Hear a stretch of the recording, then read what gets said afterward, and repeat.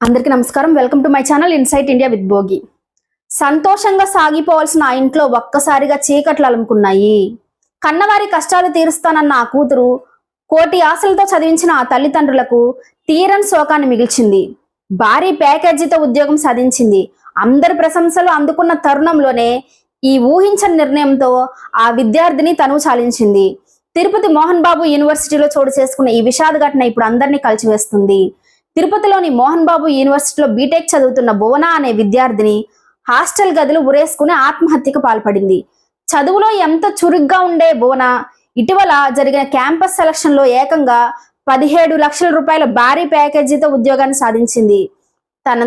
తన కష్టాలు తీరబోతున్నాయని, తల్లిదండ్రులను బాగా చూసుకోవచ్చని మురిసిపోతున్న తరుణంలోనే ఆమె ఈ దారుణ నిర్ణయం తీసుకోవడం మిస్టరీగా మారింది.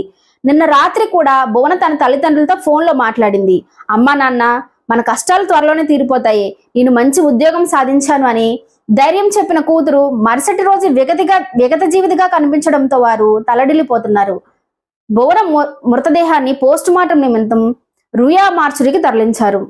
ఆసుపత్రి వద్ద ఆమె తల్లిదండ్రుల రోదనలు అక్కడున్న వారందరినీ కన్నీరు పెట్టించాయి. అసలు భువన ఆత్మహత్యకు గల కారణాలు ఏంటి?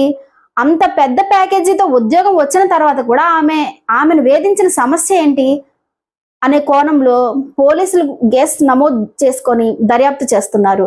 చిన్న వయసులోని ఎంతో భవిష్యత్తు ఉన్న విద్యార్థిని ఇలా తనువు చాలించడం విద్యా ప్రపంచాన్ని దిగ్భ్రాంతికి గురి చేసింది. సమస్య ఏదైనా కానీ ప్రాణాలు తీసుకోవడం పరిష్కారం కాదు. Thank you for watching.